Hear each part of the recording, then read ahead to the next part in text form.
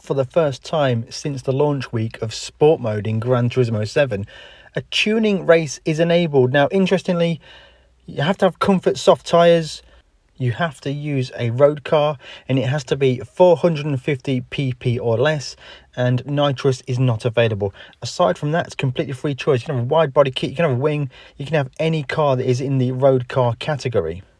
Let's take a look at the leaderboard, and there is a huge mix of cars. KCR Joker there in the Superbird. There's a Radical in there, a Clio, GR Yaris. Let's look at the global superstars. A Tenza seems quite popular. GT40. There's quite a huge variety of cars, and some really fast lap times. I've got to say, 1 minute 40 is quite fast. Now, if you look in very close detail, every car on the list has the setup and the livery of the person that's doing it, and some of them, they have the high front ride height. This really grinds my gears.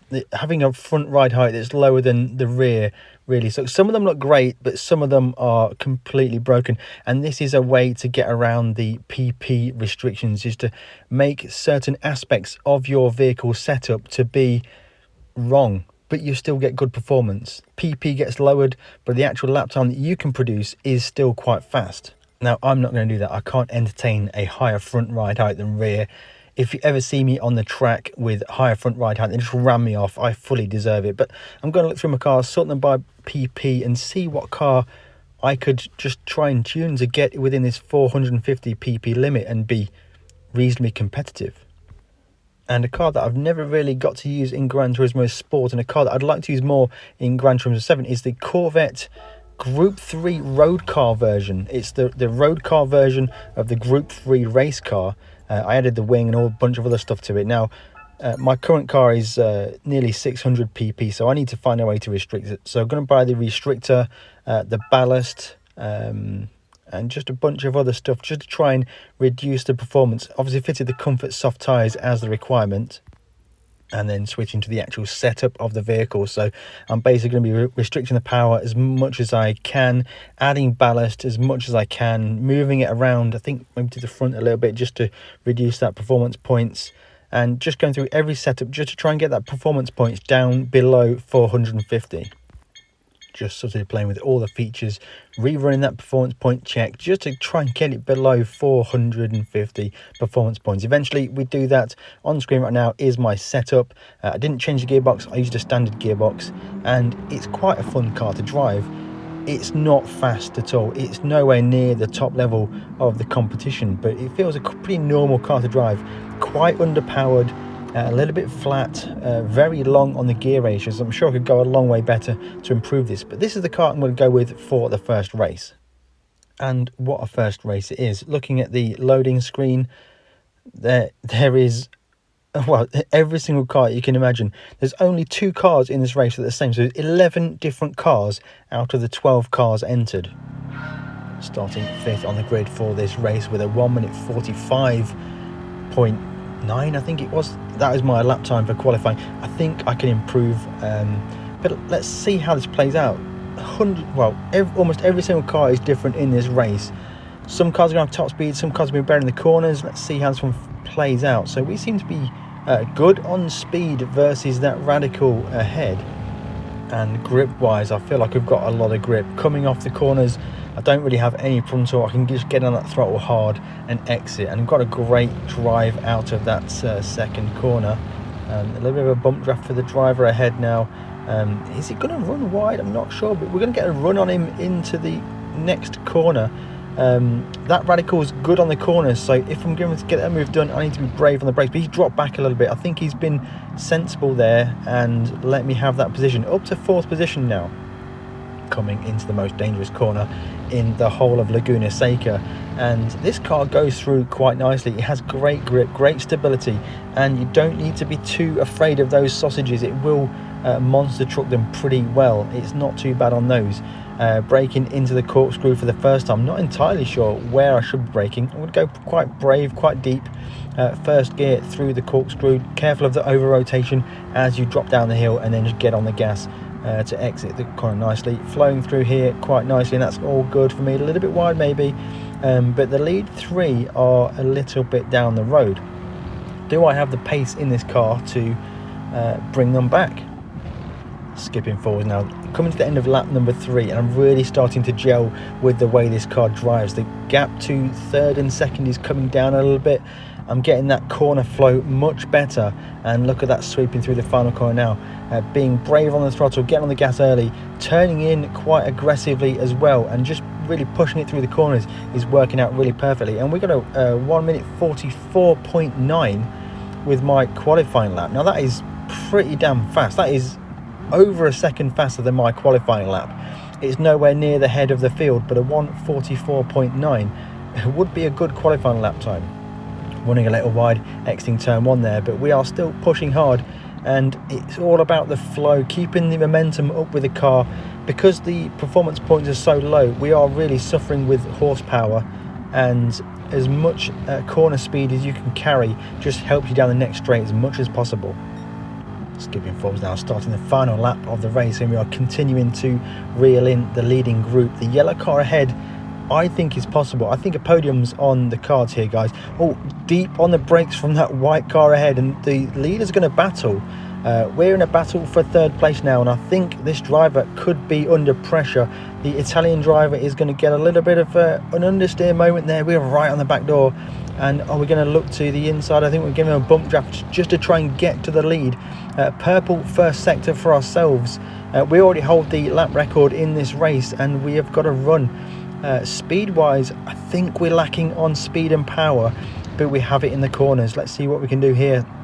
We're going to get a wide corner entry. He's going to hit that sausage curb, sneak to the inside, and we're going to get a run into the kink, and we think better of it. We back off that, get and following through, and I think I'm going to try and send a move into the corkscrew, but he's got a good drive through. We've got a great corner through there, and we're just lacking out on power. Up this uphill section just really dragged my car back, so I need to find a way to adjust my setup to get more power in the vehicle. Not quite sure how I'm going to do that just yet, but the last lap of the race, is there going to be a podium on the cards here, guys? He's looking a bit wild in that yellow car here. Can we send it into the last but one corner? I'm going to think better of that one. Last corner move maybe.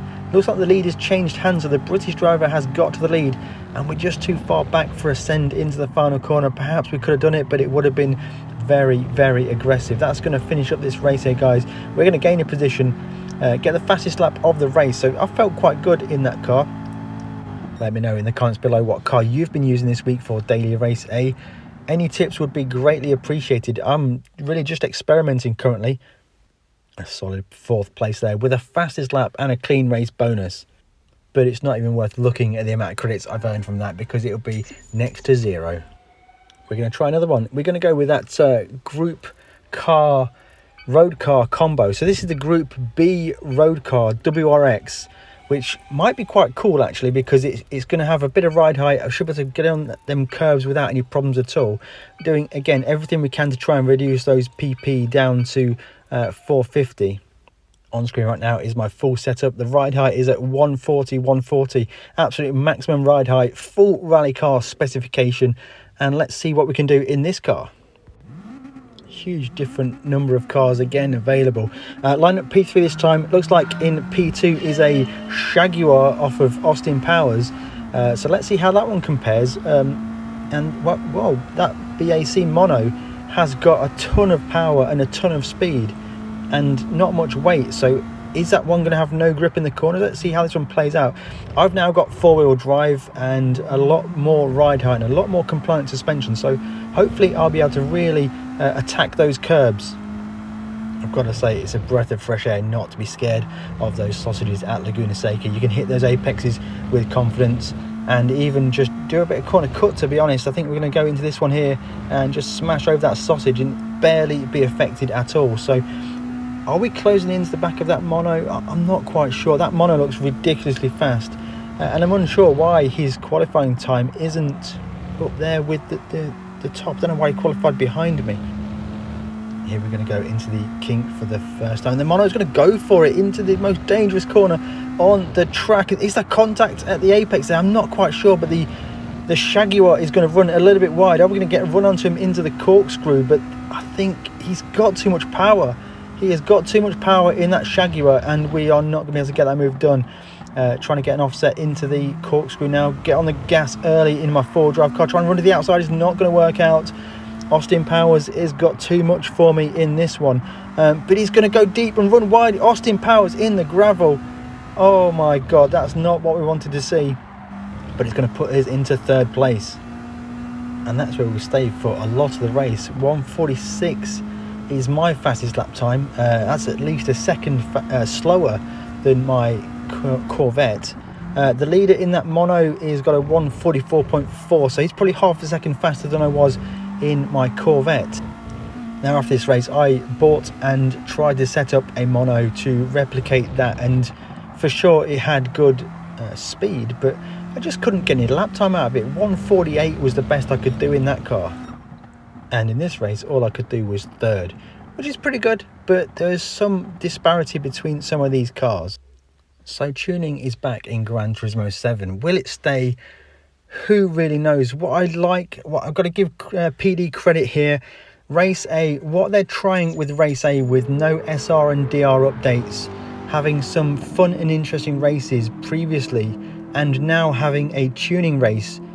I like what they're doing. They are trying something new for sure. Got to give them credit on that.